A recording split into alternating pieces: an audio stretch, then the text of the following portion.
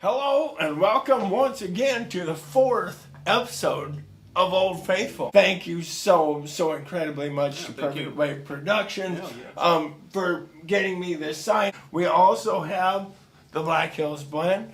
Thank you to Kalia and Jordan for hooking us up today. And how's your mocha? It's delicious. All right, cool. I am super excited. You're going to realize I'm excited every damn week about this show to have my friend DeYong on the show. Good to see ya. Tell us about the band that you are currently in. So the band I'm in right now is called Annie. We started out just wanting to get together like a league night and play 90s grunge tunes, Pearl Jam, Soundgarden, that kind of stuff, some Silverchair. And that's kind of evolved into we pretty much know the whole 90s library almost now. Any TLC? No. No TLC? No. Doggone it. I would like to hear you guys do Waterfalls. I really would. So this is my 87 MIJ Strat. So it was made in Japan. In 1984, CBS sold Fender. And for a few years until 1987, they weren't producing any American guitars, and they were having them made in the Fujigen factory in Japan. Besides a few handful of American Strats they were making, but their production was way down. So these are a little bit more on the rare side. It's an 87. It's my favorite guitar in my arsenal, and it's my primary Annie guitar for the band. Okay. Got rosewood fingerboard. The only thing that I had to change on this when I got it was the pick guard. It wasn't shielded, so it was a little bit noisy. Was it that color?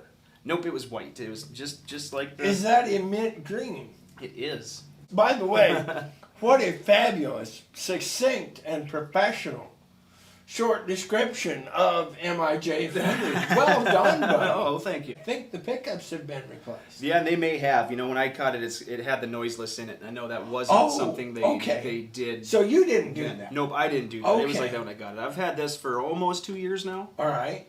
So yeah, and no, you are correct. I don't think that those pickups were actually in there. Okay. I love this rosewood board. It's a dark board. Did you replace the nut? I didn't. That was also there. Yeah, this was somebody's rolling nut. Baby, wasn't it? It must have been. Where did you get it? I got this at Haggers. Okay. I actually used to work for Haggers. Yeah. And I did a lot of the online sales. Okay. Reverb.com. Sure. And this was actually listed on there for a couple months at least. And right. I just stewed about it forever and nobody picked it up. And eventually I was able to pull the trigger on it. And I'm glad that I did. So. Cool. Once again, Haggers is the music retailer across town, and I'm so glad you brought them up because I am feeling a little sheepish. Last week's guest was Leighton Weber and his 93, we think, gold top Gibson Les Paul, which he purchased in a pawn shop parking lot. But he was mentioned Haggers, and I said, well, yeah, Haggers is across town, and I said they're the nation's largest independent tailor retailer, and which is true. Yeah, and I completely forgot to mention that they just became an authorized Gibson retailer. Yep. Did you put the American flag on the Japanese Strat? Also there when I got it. It was also there. The only sticker I added was my little spaceman. Okay. Tell us about that. I picked this up at the NAMM show. Okay. I've been to the NAMM show twice in Anaheim, and all right. Half the fun is just grabbing the stickers from all the pedalboard companies. And Spaceman Effects had some really cool stickers. Spaceman Effects. That's the tie-in. Yeah, I'm pretty sure that's what they're called. Anyway, Okay. But I had two of these, and one made it on my guitar, and the other one made it on my motorcycle helmet. So. Oh, awesome. Spaceman Effects, if you're a real thing, we love you. Speaking of effects, let's talk, and once again, I did take some pictures, and I will put them in at the end of the video. Let's talk about your pedal board. Sure. I've got 6 main pedals. I have the Wampler Tape Echo. It's got a very cool warble with a bunch of different echoes that I can put in there. I don't use it as much, being the rhythm man. I use a bass Big Muff. Okay. It's just got such a good tone, so when we're playing our Pumpkins tunes, it's Billy Corgan. There are pedals dedicated to bass guitar and pedals dedicated to guitar, and there is a hell of a lot of cross-contamination. Yes. Just because it says bass on it doesn't mean you can't use it for guitar. Absolutely. You can and use that with keyboard if you wanted to. It doesn't say bass on it doesn't mean you couldn't use it for a Right. bass. In fact, and I hope we have one at some point, but the Fender Bassman amplifier was so called because it was a bass amp that guitarists discovered, hey, we sound great through this thing. Yeah. Which is the perfect segue to this beautiful bastard here. Yeah. Yeah, so this is my Vox AC50CP. Okay. Pretty, well, it's comparable to the AC30. It's like its bigger half-brother. Okay. Main differences is 50 watts compared to 30. Mm-hmm. The EQs are on the front instead of the top. Right. This one actually has a 2-channel option. So, Okay. and I've got the pedal down here as well. I can switch the gain off and on, you know, the dirt channel. Oh, and it's got a few cool features. The tone cut, you can just musically roll off the high end. Okay. You know, on that clean channel. The fat option just kind of gives you a nice thicker boost, and the bright makes it brighter. Sure. And that's, you know, it's a beast at 75 pounds. Right. Yeah. But one of my favorite things about this amp is the fact that at home, having the front EQ, it sits under my desk really well. Okay. So I can adjust it and not have to Right. pull it out, look at the top. And it's got really, really great sound at a lower volume. Okay. So while my daughter's watching TV, Right. or my wife's watching TV or something, or whatever, I can still have a pretty decent sound at a Sure. lower volume. Right. I mean, it sounds even better louder, but you know, some of the other smaller practice amps I've had, this has 10 times the sound at the same volume. Okay. I just realized this dude is knocking it out of the park. He was quite obviously spent some time in music retail. I'm over here horsing everything up. Got half. They should fire me and have this guy be the host of this little show here. Nah. We got halfway through the pedal board, or not even half, and I switched the subject.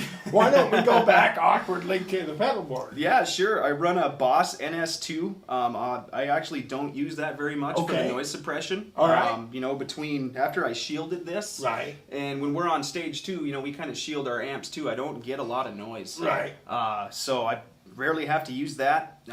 One of my favorite pedals is the Timmy. It's just a great gain booster. Okay. Works great on clean, kind of dirty it up a little bit, and on Sure. those distortion channels. This is not a very high gain amp. Okay. Obviously with humbuckers, it's Right. a bit growlier, but with the single coils, that Timmy gives me that extra dirt. Okay. You know, All that right. really grungy dirt sound. Yeah. So that's got to be, well, it's a tie, because I also have a DoD Icebox from Okay. circa 1996. Gonna hold you up for just one Yeah. second. The Timmy is made by Paul Cochran, correct? Yes. When I play live, that pedal hardly ever goes off. Okay.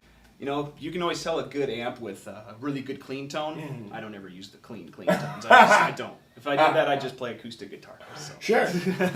On to the DoD, which I am loving this, guys. You'll discover I have certain cult favorites, and DoD is one of them. Yep. Tell us about your Icebox. Yeah, so try to make a long story short, the DoD Icebox was the first pedal I ever bought. Okay. Let's see, I was probably 15, All right. 15 or 16, somewhere in there, and I bought that, just tinkering at home, and then I sold that one about, maybe 8 years ago, and a buddy of mine at work, you folks around here will know Tom Freer from Brandon Jones Band. We hope to have him on the show. Yeah, with his well, Rosewood telecast. Yes, that's a Yeah. beauty. He had this, and I was talking about, you know, Okay. one of my favorite pedals was Right. this DoD Icebox, and it's honestly not the best chorus pedal on the market, Right. but I love it. Right.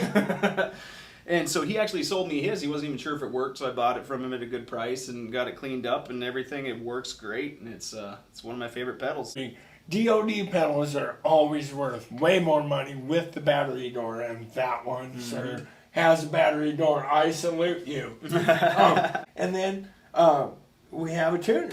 Yep, and I just use one of the D-Dario tuners. Okay. There's a lot of great tuners out Sure. there, and it just kind of, picked that one. So, back to the amp. Does this have, guitar nerds everywhere will know what I'm talking about, the vaunted top boost?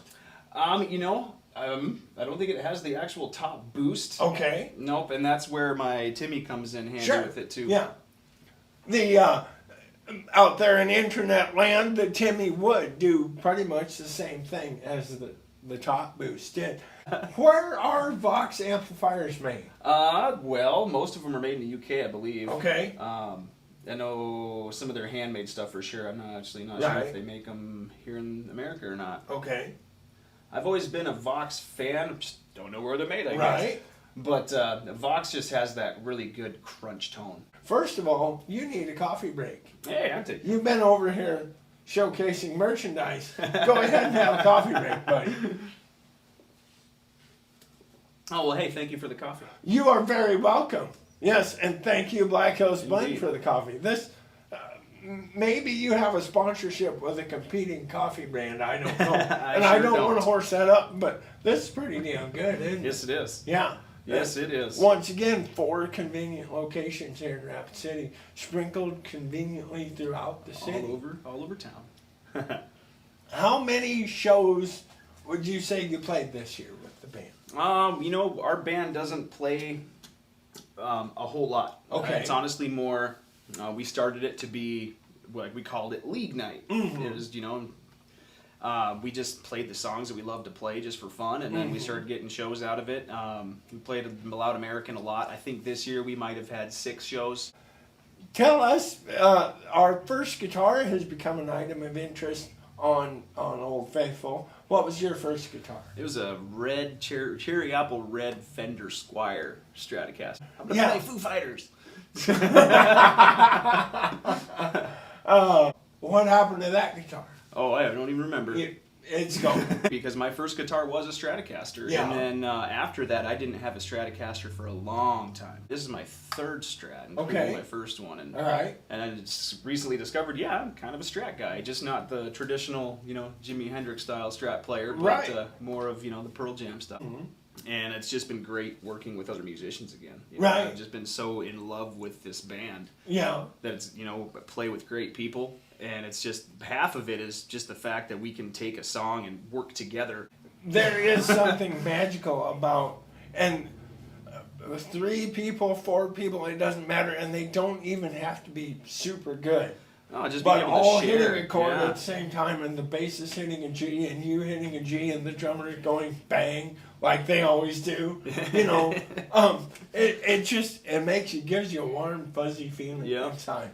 Oh, remember my sponsorship from Trask Hay LLC? Please call Joe Trask if you're in the market for some hay.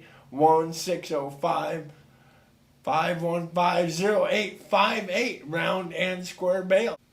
Joe Shadid says, I remember what I was going to say. This man right here, he did work at Haggers, and as an employee of Haggers, he got to go to the North American Musical Manufacturers Exposition, which is held in Anaheim, California. So that was the winter one. Yes. Okay, That's winter. all right. This was a couple of years ago. It happens twice a year. But anyway, he texted me out of the goodness of his heart, and he said, hey, man, do you want anything from NAMM? And I texted him back, and I said, yeah, man, because we all talk like stoners as guitarists. I said, could you get me a T-shirt from Reverb.com? And sure enough, he brought me back a T-shirt. Now, it was probably free, but you didn't have to save space in your suitcase to bring me back a T-shirt. And by the way, Reverb.com buys hella good T-shirts. I love that. There's some of my favorite shirts. I have them from 2 years that I was in NAMM. They're so My cool. wife has them too, and some Right. days we wear them together. Oh, yeah. Hey, little family togetherness. You have here one of the on same Old ones. Faithful. Yeah, you bet. So thank you. I think of you every time I put it on. Thank you so Hey, much. thank you. for getting me that T-shirt. All right, Joe Shadid says, change your strings. Ladies and gentlemen, Mr. Derek DeYong. Thank you.